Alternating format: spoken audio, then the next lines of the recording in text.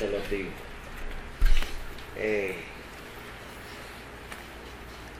Estamos aquí, amén, haciendo esto más que por deber, por amor.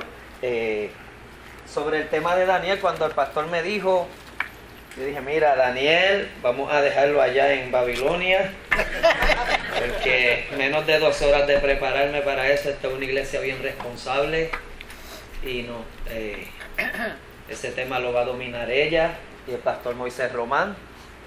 Yo voy a basar mi estudio hoy sobre un diario que yo hice sobre Gálatas y Efesios. Hice un diario sobre estas 2 cartas donde un mismo autor como Pablo, encontré a 2 Pablos bien diferentes escribiendo estas cartas. ¿Incluye Efesios 6? Sí. Ah, gloria a Dios. Parte de Efesios 6, vamos a ver si nos da el tiempo, pero en Gálatas hay un Pablo enfogonado, entrompado, como un líder que tiene una iglesia que se le fue de las manos a Pablo. Pablo no tuvo control de los Gálatas.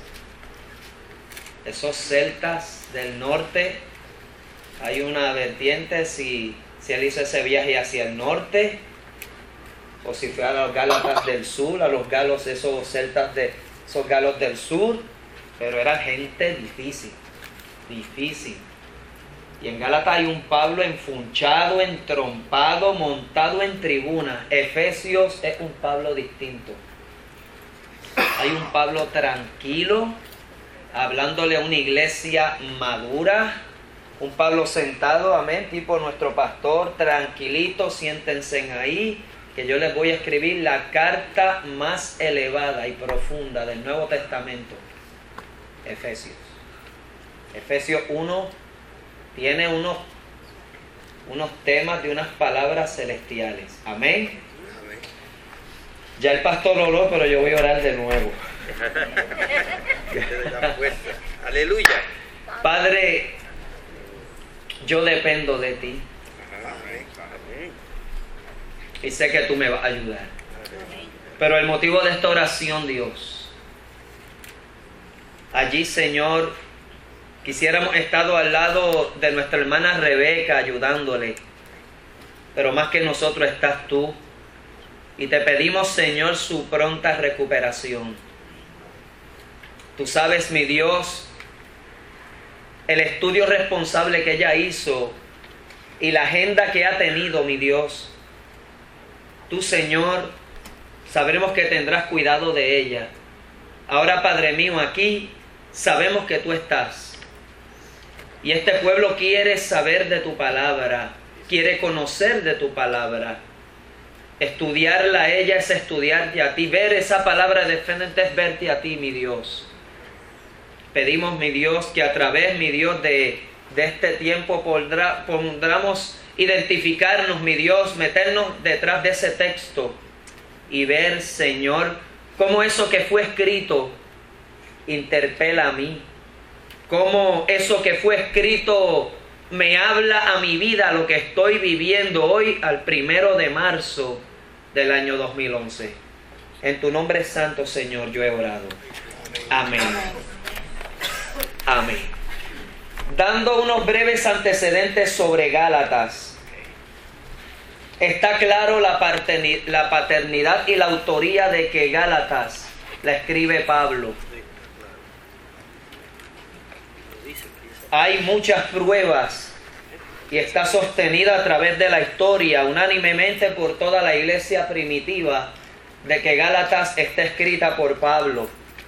Irineo habla en su lenguaje adversus, hereses, en su escrito 3.7 y el punto 2, de que Gálatas está escrita por Pablo. Policarpo da una cita también y menciona a Gálatas como que Pablo le escribió. Ese versículo 4, versículo 26. Autores también como Justino Mártir habla y apoya de quien quiera que haya escrito El oratio ad grecos, como lo habla en el original, hace alusión a Gálatas 4:12 y a Gálatas 5:20 de que Pablo, el apóstol, es el autor de esta carta. El estilo es característicamente paulino de la carta de Gálatas. El sobrescrito y las alusiones a Pablo sobre cómo habla de los gentiles, habla en esa primera persona siempre, que es estilo de Pablo, y a través de toda la epístola establece la misma verdad en Gálatas 1:1, en el versículo 13, el 24, y en Gálatas 2, del 1 al 14. Está dirigida a la iglesia de Galacia, como lo menciona el capítulo 1, versículos 1 y 2. Vamos a Gálatas capítulo 1 rápidamente.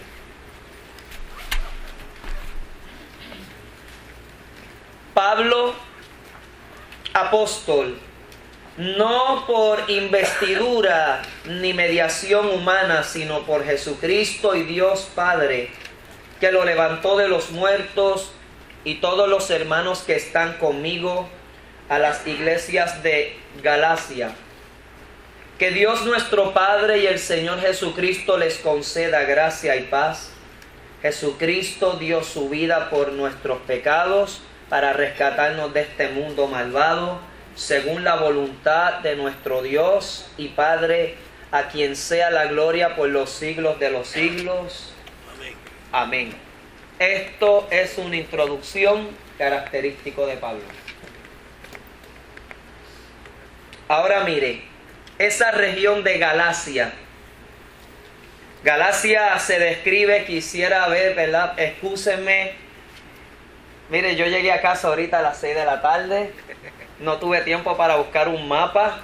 De verdad, yo pido perdón por él, porque explicar esto y no verlo, estar oyendo 1 hora y media esto, o sea, pero hago alusión a que Galacia, todo ese distrito que hoy se le llama como Asia Menor, que lindaba en ese tiempo, si usted puede buscar un mapa detrás de su Biblia, todo lo que comprende Frigia, Ponto, Bitinia, Capadocia y Paflagonia. Nombres modernos, no tuve tiempo de buscarlo, pero era toda esa región de Asia Menor. Sus habitantes eran llamados galogrecos, lo que luego se le llamó entonces a esa región Gálatas. Otra forma de nombre eran los celtas. ¿Alguien ha leído sobre los celtas? Y no los de Boston. Son los celtics. Los celtics, sí, los celtas. Siria, que está aquí. Sus habitantes eran llamados galos grecos o celtas. Eran galos de origen, provenientes de la región de Francia. Toda esa parte de todos esos países, eso es lo que se refiere. Quienes habían invadido el Asia Menor después de haber saqueado a los Delfos cerca del año 280 a.C. y por fin se habían establecido en las partes céntricas, letradas llamadas también Galogrecia o Galacia. Mire el carácter de estas personas. Mire el tipo de carácter de personas a quien Pablo se dirige. Aleluya. Usted tiene el cielo gano, ¿sabe? Vamos a ver. Yo mencioné, vamos a ver, Frigia, Ponto, Bitinia. No, dale hacia la izquierda, donde estábamos. Dale más. Ahí, ábrela más. Esa es Grecia. Yo creo que hoy todos estos países, lo que hoy comprende, si aquí está Italia, lo que La derecha es Grecia. lo que hoy es, mire, Rumanía. Ajá. Países está Rumanía. Que estoy pensando en un examen que tomé en el seminario. Uy. De los países, sí, los que comprendía. Aleluya. Ajá. Mire, todos estos países es lo que comprende esa parte de... Sí, claro, hay todavía una vertiente. Si Pablo fue hacia el norte, es una de las primeras cartas que él escribe. Si fue hacia el sur, toda esta parte de lo que es Éfeso, entonces la carta, ¿ves? Se entiende que fue escrita entre el año 48 hasta el 53. Si él hizo el viaje al norte, los teólogos ponen que la carta está escrita entre el año 48 al 50. Si viajó al sur, la hizo después de su primer encarcelamiento. Esa es todavía la vertiente que hay en cuanto a la autoría de la carta de Pablo en fecha, pero es claro que la escribió Pablo. Todavía hay dos vertientes en cuanto a los que estudian todos esos teólogos. Pero el carácter de esos galos, escuche bien, su carácter, como aparece en la epístola, está completa en consonancia con lo que le atribuyen la raza Galacia de todos esos escritores. Julio César menciona en su carta Bella Gala, en el 4.5, y describe a los celtas como: la debilidad de los galos consiste en que eran seres y personas inconstantes en sus resoluciones. Mire la característica ya que estamos viendo a quien está dirigida esta carta. Eran amantes del cambio y no se les puede confiar nada a ellos. Gente difícil.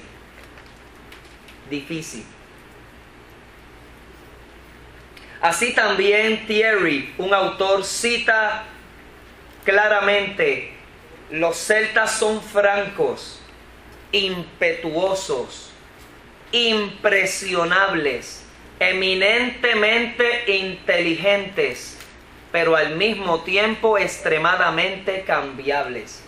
Y yo voy a decir algo y yo espero que nadie se ofenda por lo que voy a decir. Mire, si hay uno de los países más difíciles de evangelizar, es España. Yo sé de misioneros que llevan 5 años en España y si se han ganado 5 vidas para Dios. Son gentes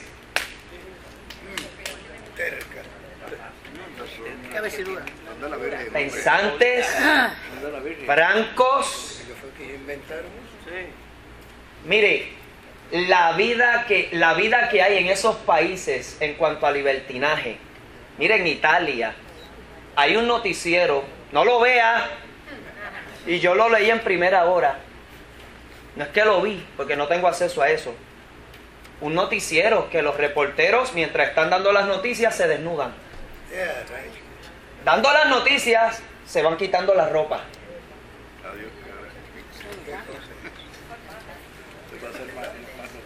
La vida que hay.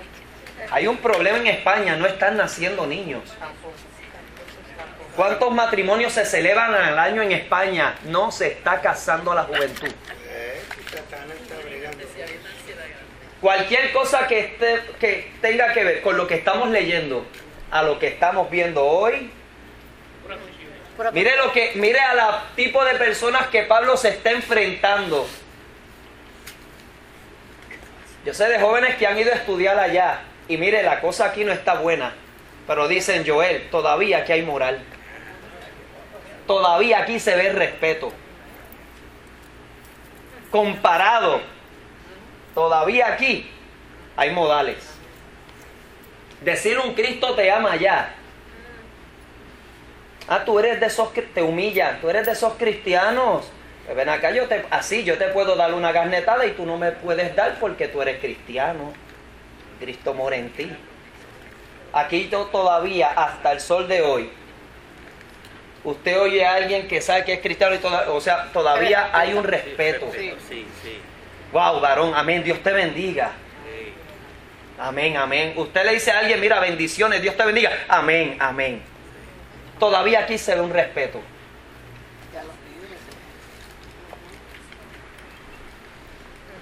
Al mismo tiempo los describe quehacer inconstante, son amigos de la apariencia. Esto lo está escribiendo un teólogo llamado Thierry, Thierry,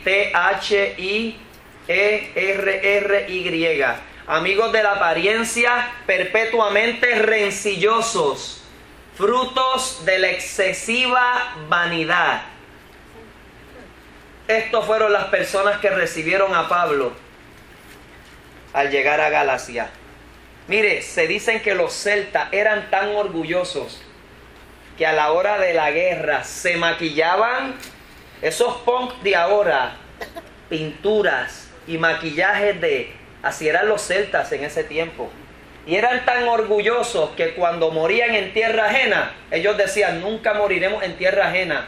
Tenían el escudo bien grande, lo hacían bien grande para ellos morir allí, para que no dijeran que ellos murieron pisando tierra extraña. Así eran esos celtas.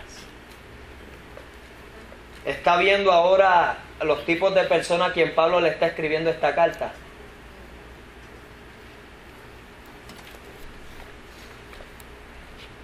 Este es mi diario. Viernes 11 y sábado 12 de septiembre del año 2009. Me senté a leer y a estudiar este primer capítulo.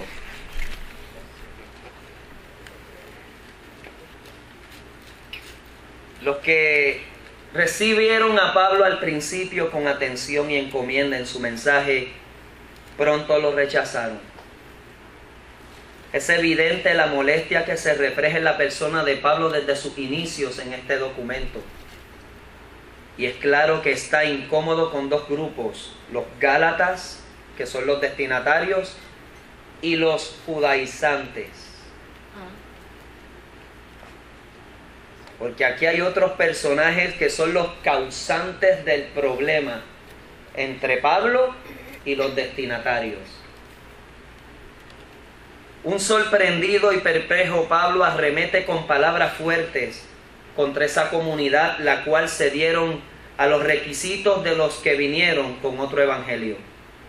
Entiendo que el apóstol lo que dice es que han sido llevados a una falsedad, o sea, la mentira de un hechizo. Es como si les hiciera perder la inteligencia y la sabiduría y caer en la insensatez y la necedad. Al decir insensatez se refiere a alguien que carece de sentido, a alguien que es no sabio, sin entendimiento o privado de la mente. Recuerde, vamos al capítulo 3 un momento.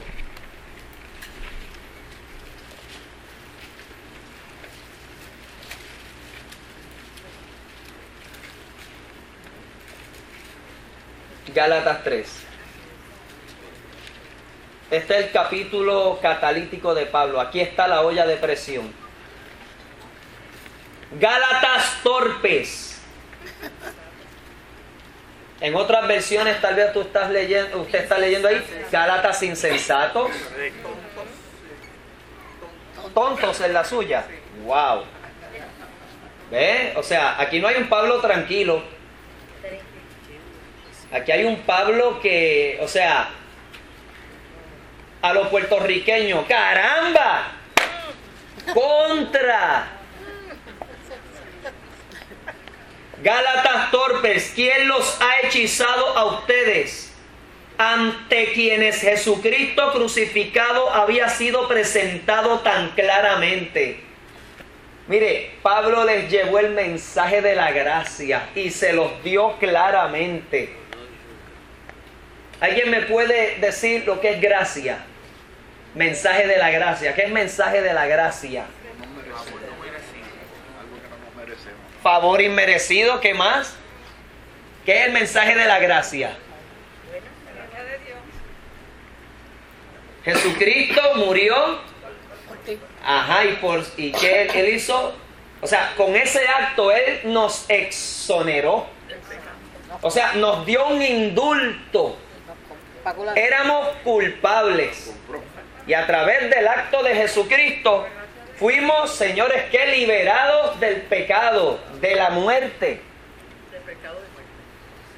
Eso es lo que Pablo les llevó a los Gálatas.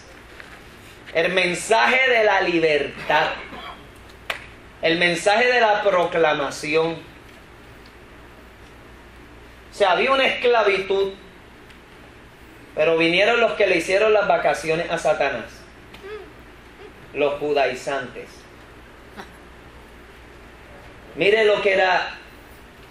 Y Pablo no invalida la ley.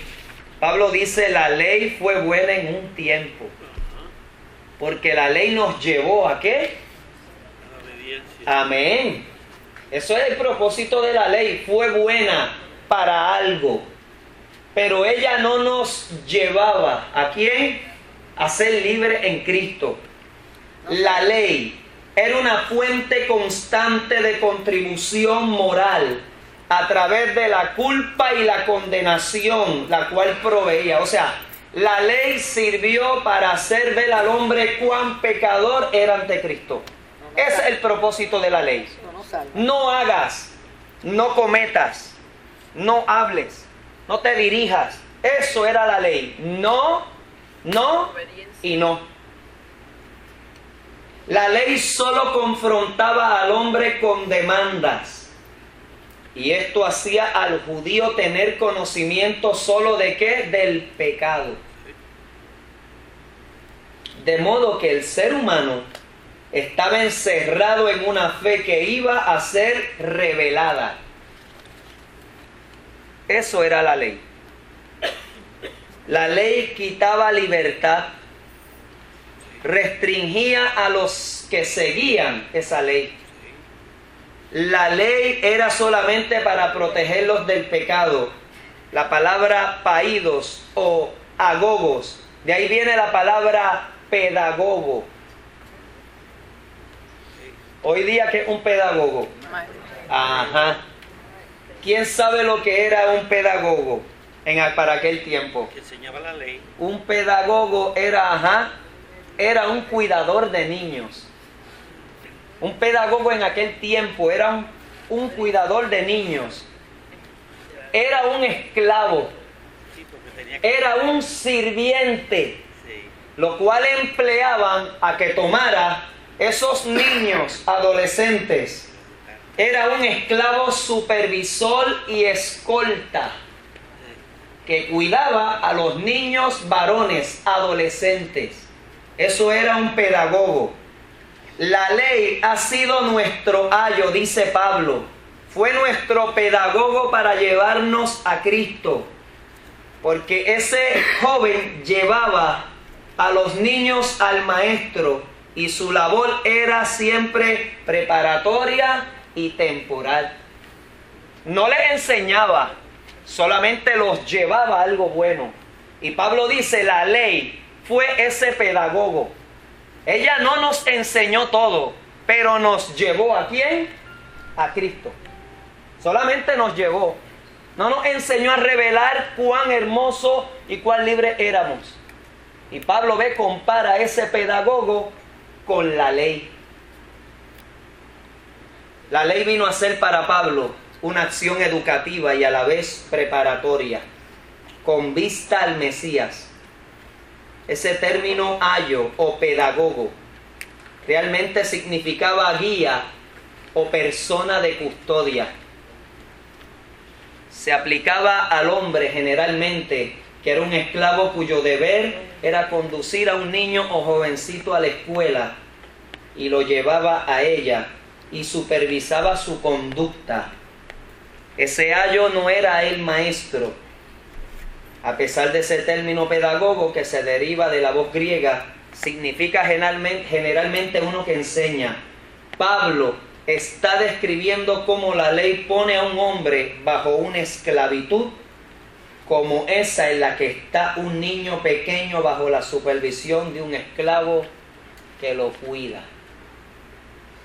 Ese esclavo era un esclavo de familia griega romana que se le había dado una tarea de vigilancia global de los muchachos entre 6 a 18 años. Cuidaba niños de 6 a 16 años, y cuidaba de ellos, cuidaba su comportamiento exterior y de que les fuera bien en el camino. Era elegido entre los esclavos que no servían para otra cosa. Mire lo que era un pedagogo. Era uno que no servía para otra cosa. A ese decían, tú vas a ser un pedagogo. Era alguien que no era diestro, que no tenía... Exacto. Pues ese iba a ser el pedagogo. Y Pablo ve cómo compara la ley. Ante Cristo. ¿Ves que la ley sirvió o no sirvió? Sirvió para algo. Para algo. Pero no salva. En sus métodos y formas de educación se caracterizaba por abundar represiones y castigaba aún a esos niños si se portaban mal. Así que generalmente no era respetado ni muy estimado el pedagogo.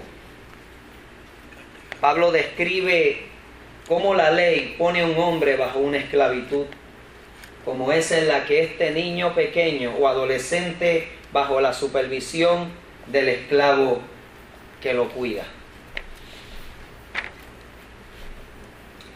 La forma, Pablo, hay 3 palabras que usa en ese capítulo 3.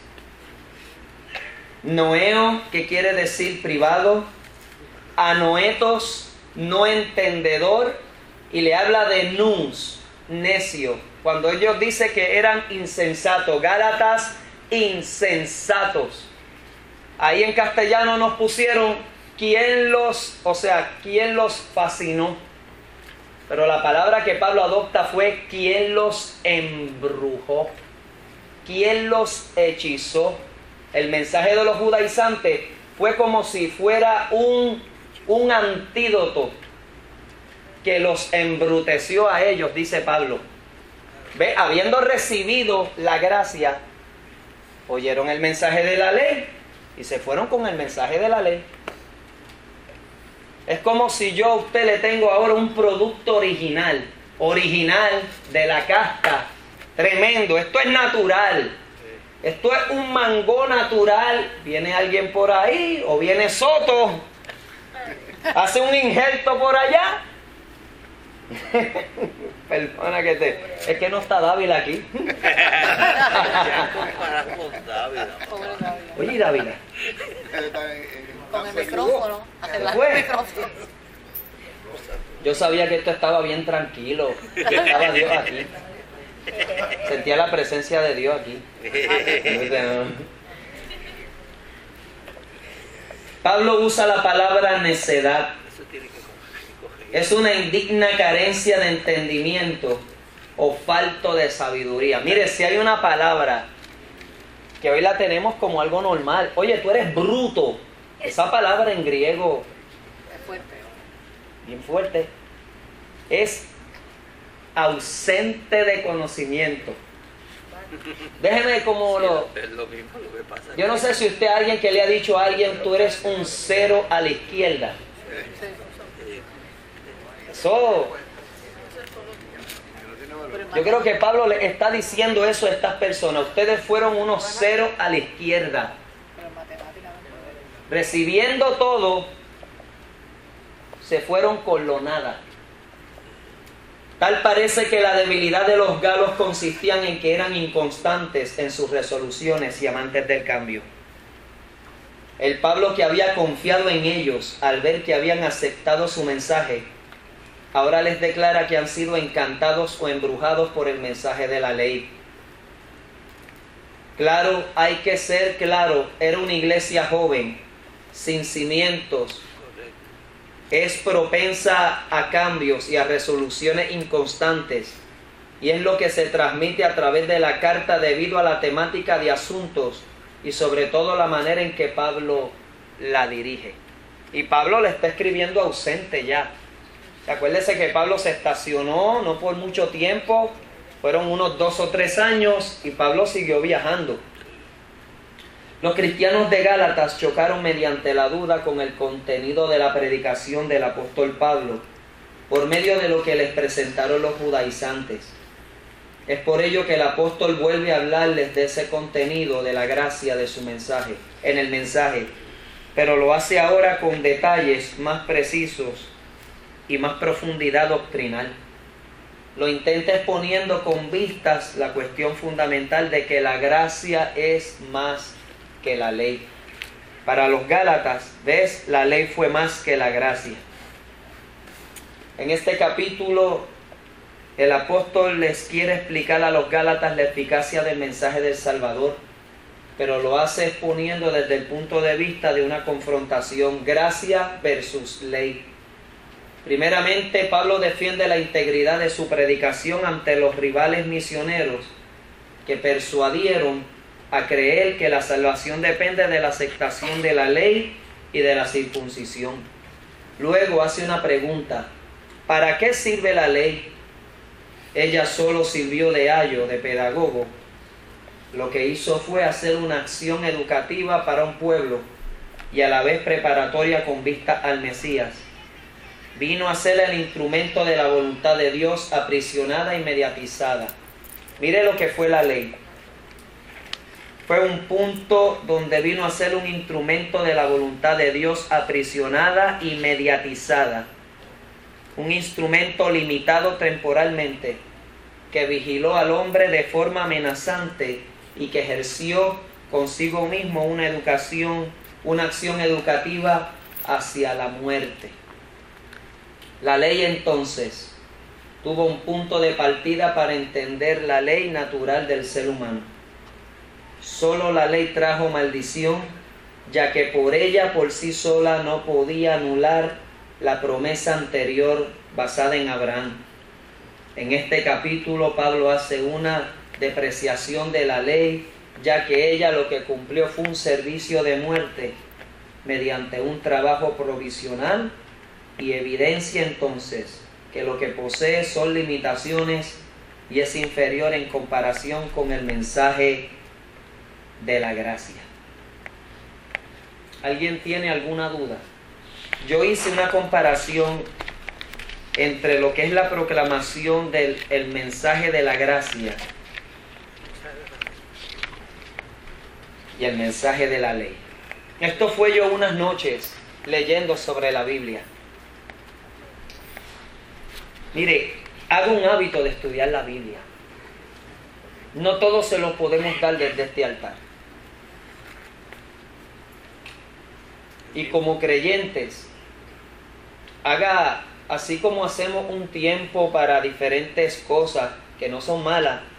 En este tiempo usted haga un hábito, mire, de estudiar ya sea un libro o identifíquese con un personaje de la Biblia. Medite en ella. Este diario que yo hice de estas dos cartas, yo tengo un diario de mi vida desde mis 11 años. Yo copio todo lo que yo hago cada día desde mis 11 años y tengo 41. Yo tengo libros de mi vida. Cuando un día ustedes quieran averiguar de mí, vayan a mis diarios.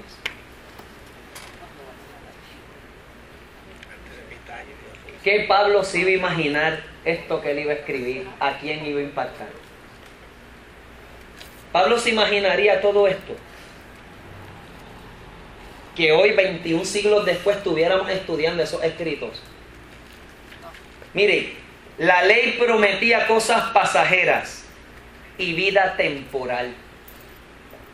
Pero el mensaje de la gracia promete cosas eternas y vida en libertad. La ley se hace para ciertos momentos específicos, por eso que las leyes se van enmendando dependiendo cómo va reaccionando la sociedad. Amén. Ahora, la gracia es una sola. Gloria a Dios. Buen punto. Mire, creo que Puerto Rico es uno de los países con un código de ley abundante. Y todos los días lo cambian. Grande. Todos los días lo cambian. Dependiendo quién esté en el control de hacer la ley. Lamentablemente. O sea, Yo le llamo destruir cosas buenas, porque no la hice yo. hay tantas leyes, o sea que Aleluya, aleluya. de verdad uno desconoce. La ley gobernaba a un pueblo de Dios pequeño y exterior. Pero mediante el mensaje de la gracia gobierna a un pueblo de Dios grande e interior. Ve, la ley servía para lo externo. La gracia sirve para lo externo también, pero importante, lo interno. Lo interno, escuche bien, la esencia. La ley obrando, el evangelio creyendo. Haga esas comparaciones, escriba las que son importantes. La ley llevaba al hombre a ver su conducta con los ojos señalantes. Ve, no hagas, no hables, no cometas esto, el sábado no haga eso. Si usted lee, mire, en el Antiguo Testamento hubo un hombre que por cargar leña un sábado lo apedrearon. Yo di una prédica de que todavía hay cosas que se practican en cuanto a la ley, de las cosas de lo que aún mire, todavía en Israel hay gente que caminan y esperan a que usted le apriete el botón, porque ni quieren apretarle el botón para subir un ascensor. Ya lo hacen Dios en los hoteles. El ascensor abre en todos los pisos para que ellos no tengan que usar el botón. O sea, un ascensor para ellos. Todavía se practica eso. Ese sábado. Ese sábado. Sí, todavía hay países en América. Todavía hay países. Yo di una prédica de apuntes que yo tomé de lo que todavía hay jugadores profesionales que practican guardar el sábado, que todavía tienen postulado en sus contratos que ellos no pichean los sábados, ni cachean los sábados si son Y cacheros. los extranjeros no pueden usar el ascensor. O sea, ese ascensor está para ellos ese sábado. ¡Wow! Los visitantes no lo pueden usar. Cuando el trabajo más hermoso, lo que Jesús enseñó, mira, que si el sábado es el día que tú tienes que perdonar a tu hermano, ¿qué trabajo es ese? Y si viviéramos como si todos los días fueran santos como el sábado. El paralítico de Betesda, no, que querían castigar a Cristo porque hizo un milagro. Sí. Y curó a aquel paralítico porque lo hizo el sábado. Amén. Ese fue el que se emperró ahí y les dijo a ellos, mire, ustedes son sordos también, que no quieren ver la verdad. La ley cumplió un servicio de muerte. La fe cumplió un servicio en traer al hombre frente al Calvario. Gloria a Dios. Aleluya. Sí, Y allí ver a Jesús servirse para todos y todos tener vida en Él. Mire, la gracia nos enseñó que morir en la cruz no fue nada barato. Morir en la cruz fue algo caro. Y miren por quién se pagó. Amén. Oh, gloria. Mire, por eso es que Pablo está enfogonado y entrompado en Gálatas. Porque recibiendo ese mensaje, lo pisotearon, lo invalidaron. La ley reprimiendo, el evangelio libertando. La ley juzgando, el evangelio de la gracia exonerando. La ley llevó al ser humano a tener mentes constantes, pero la gracia llevó al ser humano a tener corazones sangrantes. La ley traía al ser humano al conocimiento de sí mismo. El evangelio de la gracia llevó al hombre al conocimiento de Dios por medio de Jesús. La ley metió a los hombres en posición de señalar quién era judío, quién era griego, quién era romano, quién era hombre, mujer, esclavo o libre. Pero el mensaje de la gracia nos condujo por medio de la promesa en Jesús y por medio de Él ser todos hijos de Dios. Mediante la gracia todos somos iguales.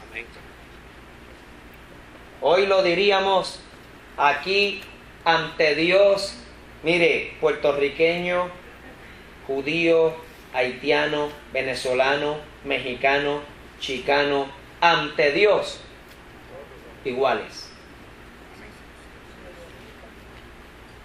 Iguales. Aquí se practicaba un día que era el día como es de la comida internacional. A ver si lo hacen de nuevo. Sí, Era un sábado que platos se ponían típicos de kioscos. todos los Sí. países. Sí. Muchachos, los hermanos de Venezuela hacían ahí una arepa. Ah, riquísimo. Cuando usted venía después, los dominicanos hacían un mangú. Aleluya. Los puertorriqueños después hacían un plato de arroz con pollo. Cuando usted llegaba a los cubanos o acá a los colombianos, usted no podía comer.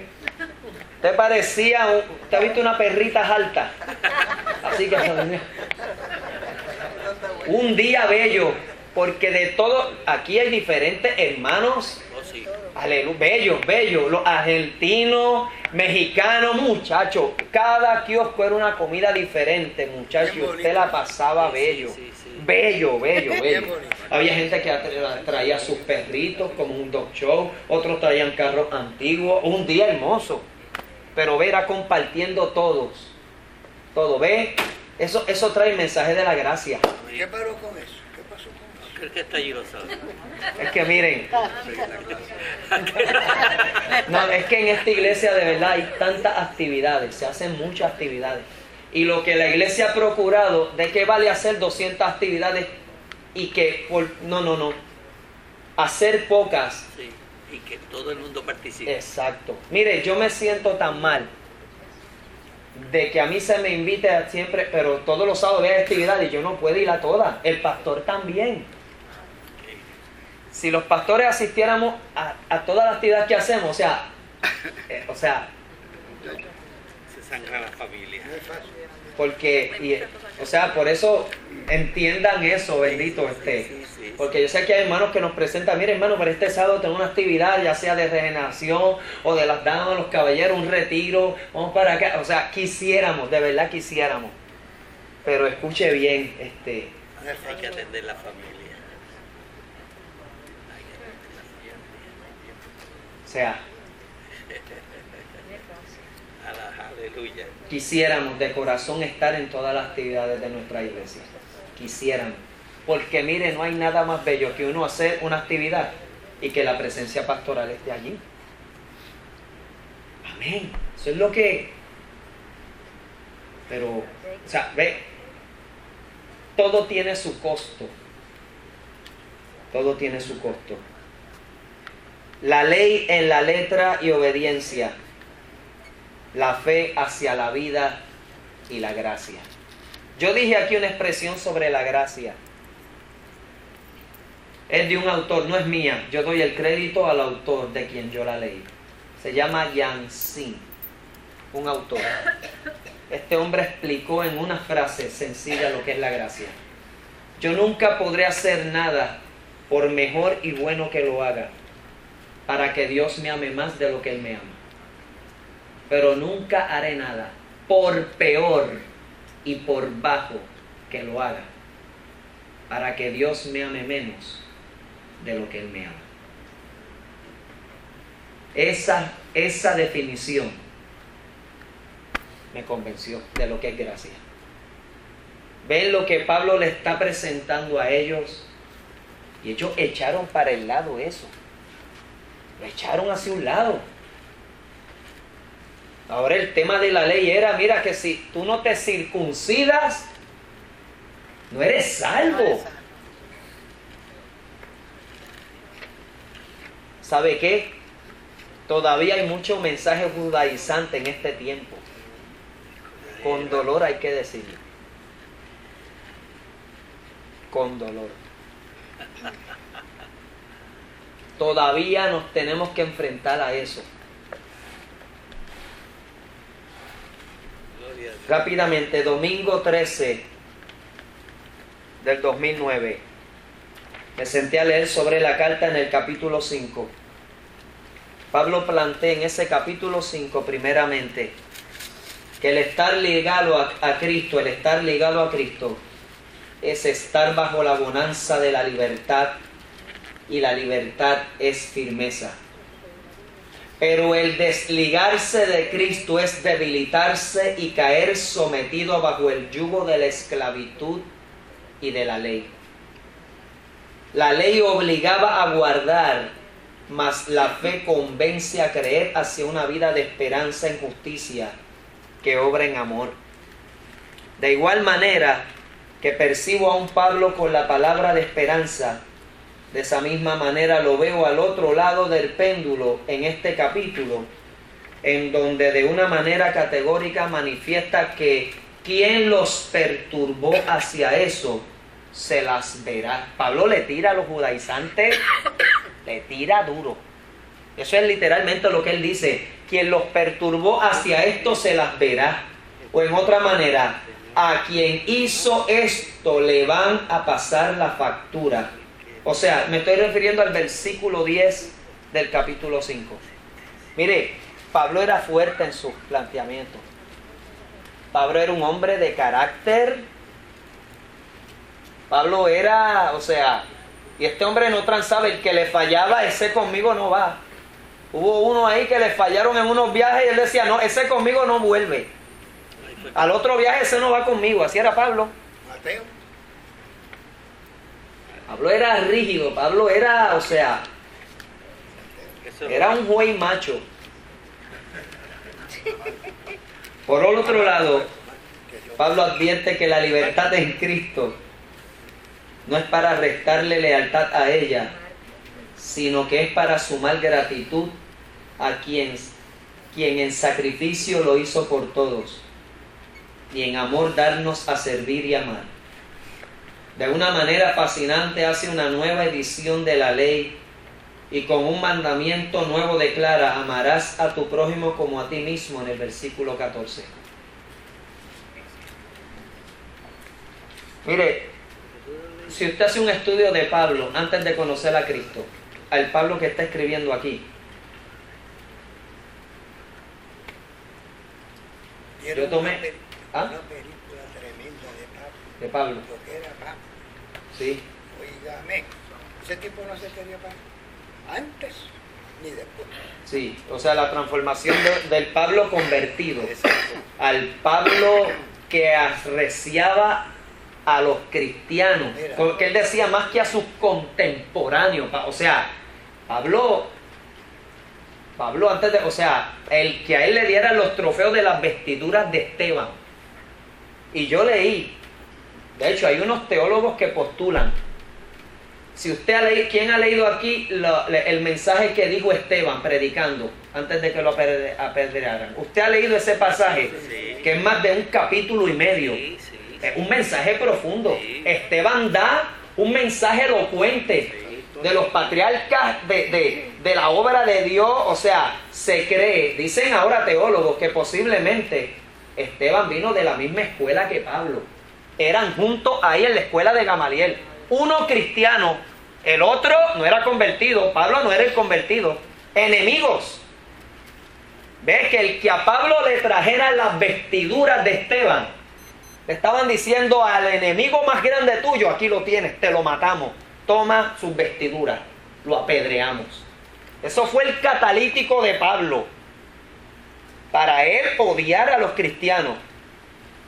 Y eso, o sea, no hay prueba bíblica de eso, pero si usted lee el mensaje profundo de Esteban y compara con la profundidad del Pablo que hablan, si Pablo tuvo esa escuela de Gamaliel, y si era verdad eso, no sabemos. Ese fue el que murió como Cristo cuando le dijo. Pero Pablo chocó con la gracia de Dios. Amén. Aleluya. Aleluya. Gloria a Pablo chocó con la gracia de Dios. Estuvo sufriendo toda la vida. Gloria a Dios. Mire, chocar con la gracia de Dios. A Pedro. A ti. Era tan violento que tuvo los pantalones de regañar a Pedro, que era apóstol, nombrado por Cristo. No, Pablo diciéndolo a los puertorriqueños, me lo imagino delante de Pedro: pregúntame lo que quieras de Jesús, que yo te lo voy a contestar. Ajá. Me imagino a Pablo así diciéndole, yo soy más. Pablo, mire, Pablo se daba unas patas de pecho. Usted estudia a Pablo y usted estudia a un Pablo medio orgulloso, porque él habla de su nuevo evangelio. Pero es que hay que entender el carácter. Pablo se daba unas patas, ser imitadores de mí, como yo de Cristo. Él está diciendo, si no puedes ser como Cristo, imítame a mí. Mire, oír eso de alguien en un altar. Yo me imagino usted tomando la cartera y saliendo por ahí, ¿qué se cree? ¿Qué se cree ese? Sí, así era Pablo, no era bien visto. Pablo era, claro, tenía su teología grecorromana, por eso él le tira mucho a la mujer.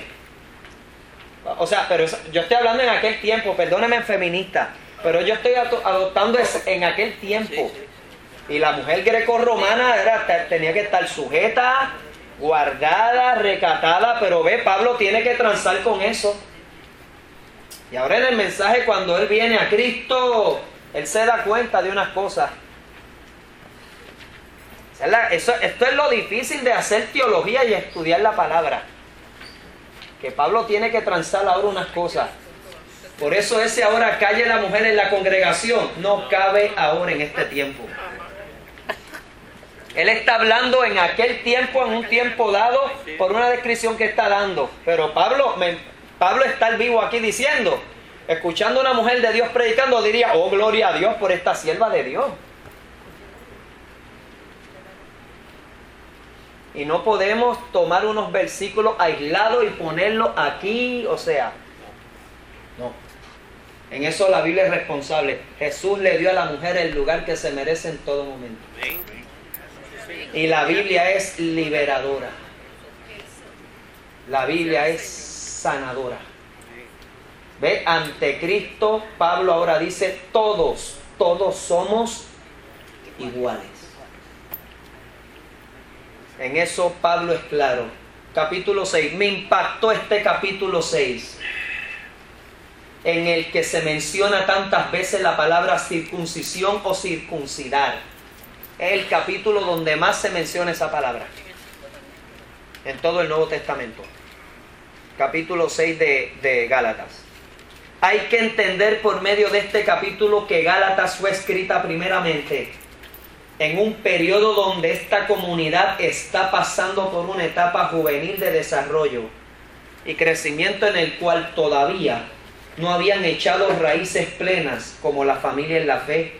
Y en segundo lugar, esta epístola fue escrita en un momento duro y difícil debido a la crisis que visitó esta comunidad con los judaizantes, cuyo objetivo esencial es que los gálatas se tenían que circuncidar, como lo menciona el versículo 13. Edward Cotenet, un teólogo, menciona que ninguna otra carta concede tanta importancia a este problema sobre la circuncisión como Gálatas, como lo demuestra la aparición constante del verbo circuncidar y del sustantivo circuncisión. Según este teólogo, la circuncisión en el mundo antiguo se utilizaba como rito de iniciación al matrimonio. Dios mío, casarse en aquel tiempo.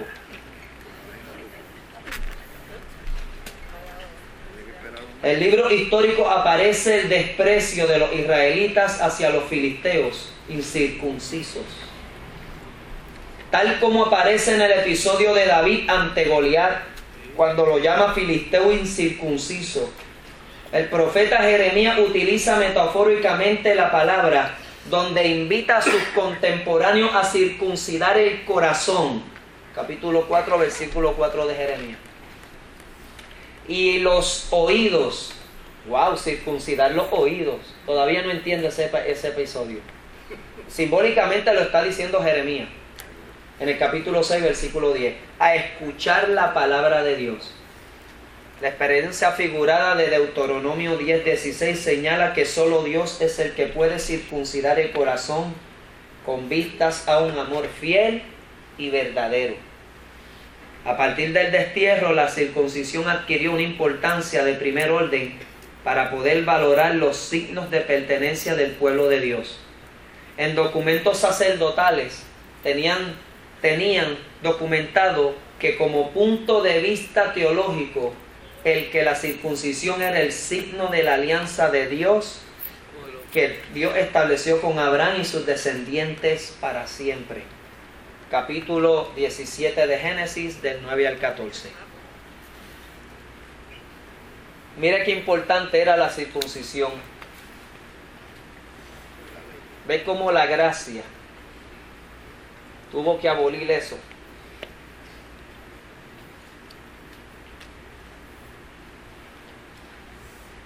Son las 9:04, tomar Efesios.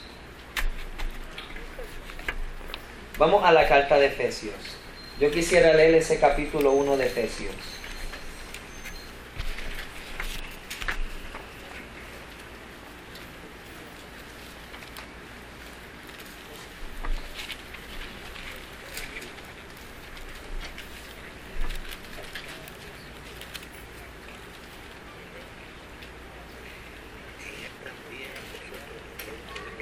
Aquí hay un Pablo que le escribe. Ve, Gálatas era una iglesia joven. Efesios ya era una iglesia madura. Una iglesia establecida.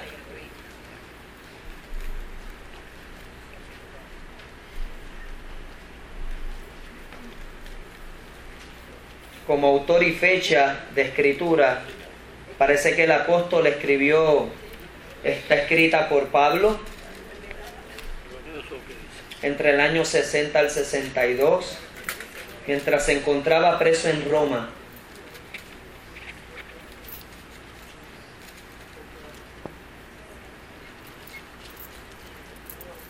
El auditorio es un número de iglesias en la provincia de Asia, incluyendo la iglesia de Éfeso. Muy probablemente leyeron esta carta. Evidentemente Pablo no había conocido todavía a todos los cristianos de esta zona donde la carta se circuló, pero habían escuchado sobre su fe y estaba consciente de que las noticias de su ministerio lo habían alcanzado. Capítulo 1 de Efesios. Pablo, apóstol de Jesús por la voluntad de Dios, a los santos y fieles en Cristo Jesús que están en Éfeso. Que Dios nuestro Padre y el Señor Jesucristo les conceda gracia y paz.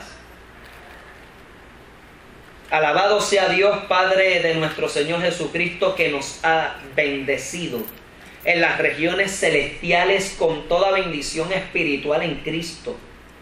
Dios nos escogió antes de la creación del mundo para que seamos santos y sin mancha delante de Él.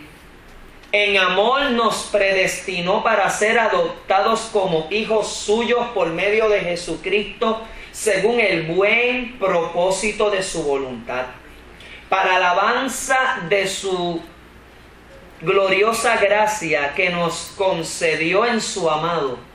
En Él tenemos la redención mediante su sangre, el perdón de nuestros pecados, conforme a las riquezas de la gracia que Dios nos dio en abundancia con toda sabiduría y entendimiento.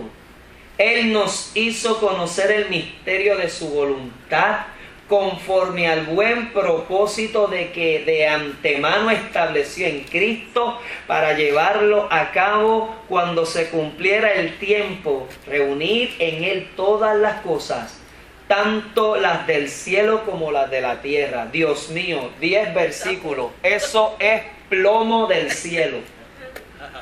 Esos primeros 10 versículos, eso es para usted hacer 6 meses de estudio.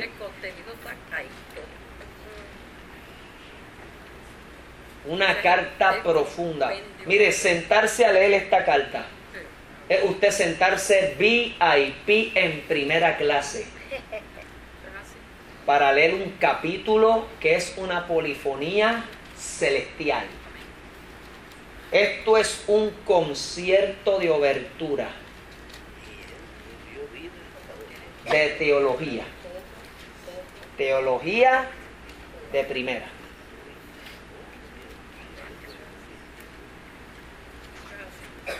Una carta elevada. Elevada. En Cristo también fuimos hechos herederos. Pues fuimos predestinados según el plan de aquel que hace todas las cosas conforme a designio de su voluntad, a fin de que nosotros, que ya hemos puesto nuestra esperanza en Cristo, seamos para alabanza de su gloria. En Él también ustedes, cuando oyeron el mensaje de la verdad, el evangelio que les trajo la salvación y lo creyeron, fueron marcados con el sello que el Espíritu Santo prometió. Este garantiza nuestra herencia hasta que llegue la redención final del pueblo adquirido por Dios para alabanza de su gloria. Ahí hay una predicación completa. Gloria al Señor. Mire, yo me imagino a Pablo. Yo creo que Pablo estaba en un pie, yo no sé si danzando, y con otro escribiendo. O tal vez había un escriba y Pablo en el espíritu hablando. Porque Gálatas, me pasó eso. En Gálatas Pablo alude a su ceguera. Él les dice a ellos, ustedes están ciegos, ya que no vieron la verdad, denme sus ojos. Eso Pablo lo menciona en Gálatas. Pablo no veía bien, ya que ustedes no vieron bien. Y él dice, ¿quién me diese que me diese sus ojos para yo ver? Y si usted lee el final de Gálatas, él dice, por eso Gálatas le escribo con letras grandes. Alguien que escribe con letras grandes. Yo creo que alguien que no ve bien. Ahí Pablo tenía un padecimiento, se cree que él era bueno, dicen que era cegatón, de rostro endeble y tal vez era zambo de un pie. Esa es la característica que de la fisionomía de Pablo. Si usted ha visto a Napoleón Bonaparte, a Chespirito, que lo compara así, Chespirito así bajito, pero de un carácter, posiblemente así era Pablo.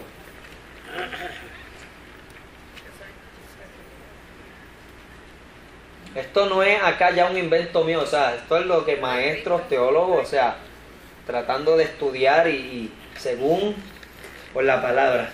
Ya respiraron esa primera parte. Aguántese, vamos para la segunda de ese capítulo 1, versículo 15 en adelante. Por eso yo, por mi parte, desde que me enteré de la fe que tienen en el Señor Jesús y del amor que demuestran por todos los santos, no he dejado de dar gracias por ustedes al recordarlos en mis oraciones. Gloria al Señor.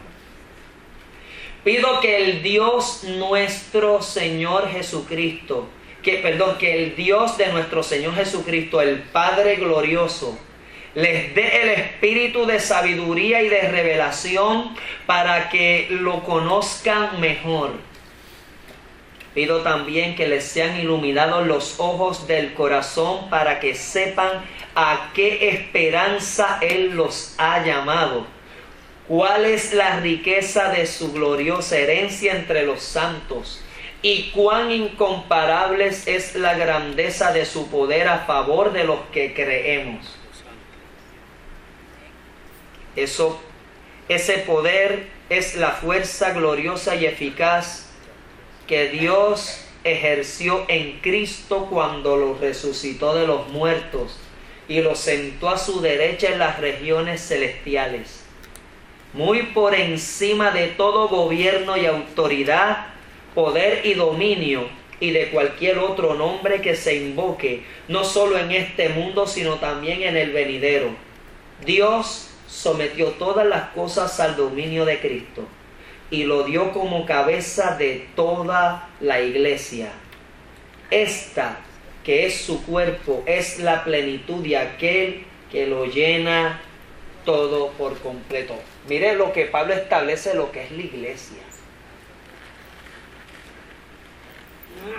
Y Pablo sabe de autoridad y de poder. No todo el mundo tenía ciudadanía romana y Pablo obtuvo ciudadanía romana. Pablo podía ser un verdadero fariseo porque fue circuncidado al 8º día. Y criterio para usted ser un verdadero judaizante, usted tenía que haber sido circuncidado al 8º día. ¿Ve? Pablo tenía todas las credenciales de poder terrenal, pero chocó con la gracia de Dios. Y ahora él dice, todo ahora lo tengo por basura, por estiércol. Aplíquelo como lo diría un puertorriqueño. Eso está ahí. Es fuerte, pero está ahí. Así es Pablo, eso ya lo tengo por excreta, por decirlo así. Es fuerte, pero eso está ahí. Estudiar eso. Pablo dice, ya yo no estimo preciosa mi vida. ¿Por qué? Mire, Pablo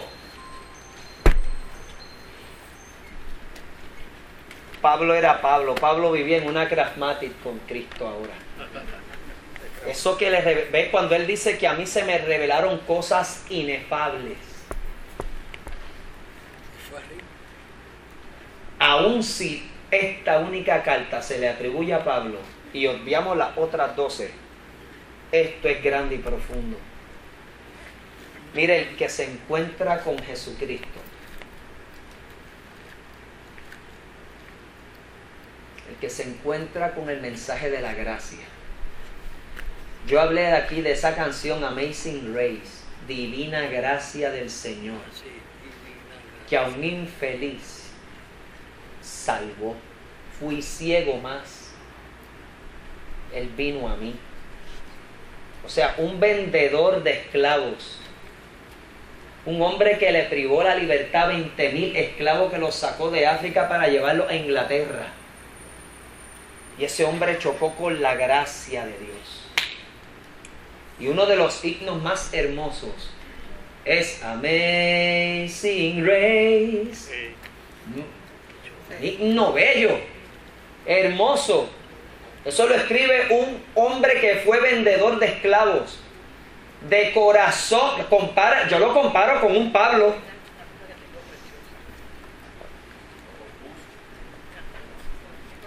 William Wiltermore, su nombre. Y ese hombre ahora lo que hizo fue trabajar en una iglesia sirviendo, lavando, mapeando. Y llevaba esas 20.000 voces. Hay una película de eso, Amazing Grace, véala. Una película hermosa. Donde ese hombre ahora se dedica a trabajar para Cristo, perdió la vista. Y 2 frases solamente él tenía toda su vida. He descubierto que fui un gran pecador, pero que Cristo es un gran Salvador. Esas eran las 2 frases de ese hombre. El que se encuentra con el mensaje de la gracia. Aleluya.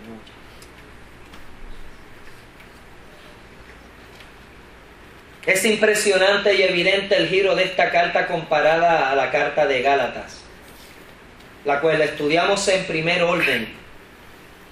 En Gálatas se refleja de primera instancia un Pablo montado en tribuna con una lista de querellas contra los Gálatas y sobre todo contra los judaizantes. Ahora en esta carta los destinatarios son una comunidad establecida y madura a la cual va dirigida este escrito. Percibo a un Pablo tras un púlpito invisible frente a él, irrumpiendo en un escrito que desde su inauguración es magistral. Tal parece que orquestó por medio de palabras profundas y elevadas una gran sinfonía que va de menor a mayor, que va increciendo. O sea, si usted lee este capítulo te eleva, te lleva al cielo, va subiendo como un avión. Te llama que somos adoptados, hijos de Dios. Y Él nos llevó y ahora somos herederos. O sea, te va en un viaje.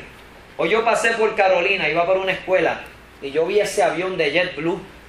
Y como yo iba por la Valdoriotti, iba mirando y iba a salir un avión. Y a mí me encanta cuando ese avión se estaciona, que se para frente a la fila. Y ahí usted oye las turbinas que hacen.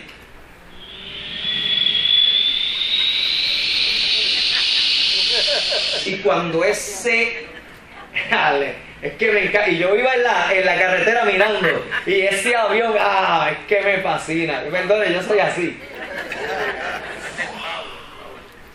Así es esa carta de Efesios. Eso es una oración. Te eleva al cielo. Si usted está nervioso una noche, si usted está intranquilo, lee esa carta, léala. Mira, ahí te dice que tú eres hijo de Dios. Heredero. Aleluya. Coheredero. Aquí yo tengo, mira, es que yo mientras iba haciendo eso, tal parece que el lector se sienta en primera fila para presenciar una lista de frases llenas de bendición, de adjetivos bien dirigidos a esa comunidad, y un tercer grupo que lo domino, que lo puedo denominar un vocabulario. Tales frases llenas de bendición quiero mencionar en este primer grupo. Aquí están las palabras. Bendición espiritual en los lugares celestiales en Cristo. Mire, esto aplica a usted. Nos escogió en Él antes de la fundación de este mundo. Si usted creía que usted no tenía un programa en la vida y hoy usted está aquí bajo este techo, yo le tengo nuevas noticias a usted. Con usted Dios tiene un propósito. Amén. Dios tiene un propósito con usted. Sí, Señor. Propósito. Tifemi en griego. Dios tiene ya algo establecido con usted, caballero, aquí en la tierra. Y la vida y el infierno le podrán poner una pausa y una coma, pero jamás podrán impedir el plan que Dios tiene para con usted. Yo le creo, exactamente, depende de mí.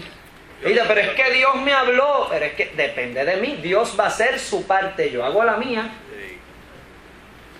Para que fuésemos santos y sin mancha delante de Él, habiéndonos predestinado para ser adoptados hijos suyos por medio de Jesucristo. Aleluya. O sea, que antes que yo estuviera aquí, ya Él me tenía a mí en mi memoria. Y esto es una palabra bien chocante, predestinación. Yo creo en la predestinación. La iglesia fue predestinada. Ahora yo tengo que trabajar para estar ahí. Yo puedo dañar el plan en cuanto a mí se refiere. Es una palabra que choca y que muchos la adoptan. No. O sea, yo creo en la predestinación. Bueno, yo creo en que Dios salva. Salva. Y su poder es soberano. Nos hizo aceptos en el amado, en quien tenemos redención por su sangre, en quien tenemos perdón de pecados según sus riquezas en su gracia. Hizo sobreabundar para con nosotros en toda sabiduría e inteligencia. Mire, cuando Dios lo hizo usted no es cualquier porquería. Usted es la hechura de Dios. Máximo. Dicen que un Rolls Royce, Máxima creación. dicen que un Rolls Royce, ninguno es por igual. Que si usted choca un Rolls Royce, usted tiene que ir al ingeniero que lo hizo. Eso dicen de un Rolls Royce, por eso es que es bien caro. Por eso dicen que es bien caro. Nadie puede poner la mano. Usted es más que un Rolls Royce. Porque el hombre fue el que creó el Rolls y Dios creó al hombre. De todo lo que Dios creó, Dios se botó cuando lo hizo usted. Hermano, esos ojos no los tiene nadie. Los suyos menos. Wow. Esa mirada no la tiene nadie. Dios la diseñó para usted. Wow. Esos ojitos así apagaditos. Wow, hermana, nadie los tiene aquí en la tierra. Esta nariz no la tiene nadie más. Tu canto de nariz. No des por respirar que nos vamos a morir. Así me cantaba un compañero molestándome. Usted no es copia. Escuche bien. Pablo lo está diciendo ahí. En quien tenemos redención por su sangre. Hizo sobreabundar para con nosotros en toda sabiduría e inteligencia, dándonos a conocer el misterio de su voluntad según su beneplácito. En él asimismo tuvimos herencia, a fin de que seamos para alabanza de su gloria. Mire, eso no es cualquier frase. Por eso es que dice que el Señor se mueve en la alabanza precisamente. ¿Sabe que ese era mi debate? Dios mío, ¿de qué hablo? Si la alabanza, pero tomé este diario. Fuisteis sellados con el Espíritu Santo de la promesa. Mire, usted, dice aquí al frente, usted es propiedad de Dios. Por eso es que... Property of JC Inc. Eso lo dice aquí, su frente, yo le estoy leyendo. Usted es propiedad de Dios. Usted está bajo sujeto a la mano de Dios, y de su mano ¿quién lo arrebata? Adopté un segundo grupo de palabras. Somos santos, hijos adoptados, sellados. Eso está ahí en Efesios 1. Usted ha sido sellado. Y un tercer grupo mencionado por la riqueza del vocabulario paulino. Mire, redención, gracia, herencia, beneplácito. Para el martes que viene yo le traigo. Un estudio.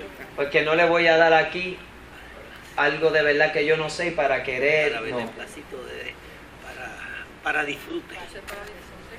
Para disfrute. Levántese, hermano, y contéstesela. Yo le voy a traer una para el martes. Una Es para disfrute de... Nosotros vamos a disfrutar de eso. Wow. Gloria a Dios. Gloria a Dios. Gloria a Dios. Aleluya. No cabe duda de la riqueza del material en este capítulo. Es inagotable para su estudio y análisis, ya que al estudiar y analizar críticamente cada frase, adjetivo y vocabulario equivale a mucho. La segunda parte de este capítulo, del capítulo 15 al 23, manifiesta las bases de la relación con esta comunidad por parte del apóstol. La causa que él sembró en ellos con amor y sacrificio ha dado su fruto. La carta refleja tiempo, lágrimas y sobre todo un trabajo de amor. Y por ello ahora les agradece y sobre todo les manifiesta que en el proceso como cuerpo de Cristo adquieran todas las herramientas esenciales. Cuando él dice, os dé espíritu de sabiduría en revelación con el conocimiento de él, en el versículo 17. En el proceso de su trayecto en la vida y santificación. Mi análisis crítico sobre este capítulo inaugural es que el apóstol, de manera radical, usó un vocabulario elevado y difícil, fruto de un amor que sigue emergiendo a raíz del tiempo, y lo expresa de una manera clara con su pluma y tinta. En este capítulo es un capítulo con un grado de significación cumbre por parte de un líder fundador cuya base se manifiesta en el proceso de relación de un pastor hacia su iglesia, de un presidente hacia su grupo de iglesia o sociedad, de un obispo hacia sus iglesias amadas, hasta de un maestro de escuela dominical hacia sus estudiantes. O sea, lo comparo de un Pablo hablándole a su iglesia amada. De ser un Pablo hostil y perseguidor, ahora se convierte en un pastor que ama entrañablemente a un grupo de personas que han conocido a Cristo.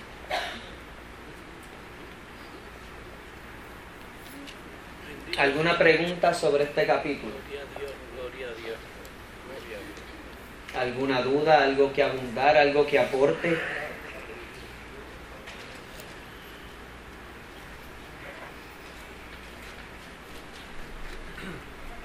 Sobre el capítulo 2, ya son las 1:30. Termino diciendo, me llama la atención sobre este capítulo, pero Dios, que es rico en misericordia por su amor que nos amó, con que nos amó, Este versículo contiene un gran peso, la cual sostiene que el apóstol Pablo menciona en los primeros 3 versículos, donde alude a la vida pasada llena de delitos y pecados. Es el capítulo que habla de despojaos del viejo hombre. Despojaos del viejo hombre. Y Pablo habla ahora de que se metan en la mente de Cristo, que se despojen. Y de esta palabra, con esta palabrita termino. Despojaos quiere decir yo quitarme algo, hacer fuerza. Y Pablo habla de esa vida pasada. Y termino con este ejemplo. Cuando yo tenía como 6 o 7 años, yo salí en una boda y fui al portanillo. Y mami, yo me acuerdo que ella me compró una etiqueta que era cremita, bien linda. De esas etiquetas de antes, que eran muchos turbantes, así, muchas cosas. ¿Cómo era de esos volantes, unas cosas así bien, tipo inglés. Porque para mami, el que me invitaran a mí a una boda, eso para ella fue. ¿Pero qué pasó? Mami me guardó esa etiqueta. Y yo me acuerdo que una vez, yo era adolescente, y yo vi aquella etiquetita en un plástico así, la saqué.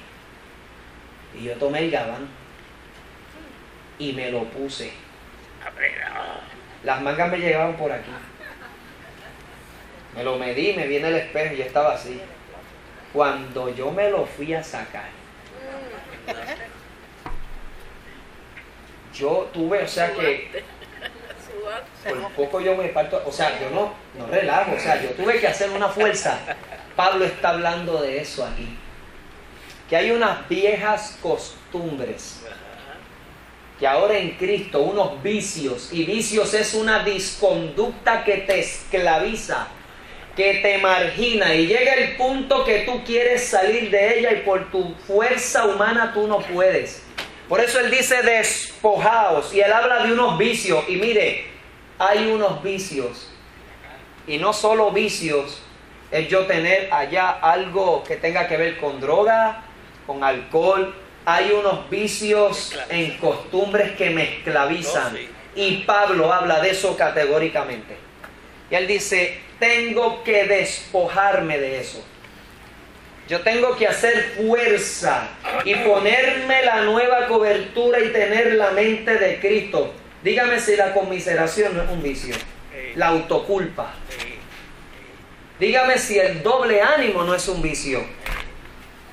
Y Santiago 1:8 dice que el doble ánimo, o sea, te lleva a tener una vida inconstante. El hombre de doble ánimo es inconstante en todos sus pensamientos.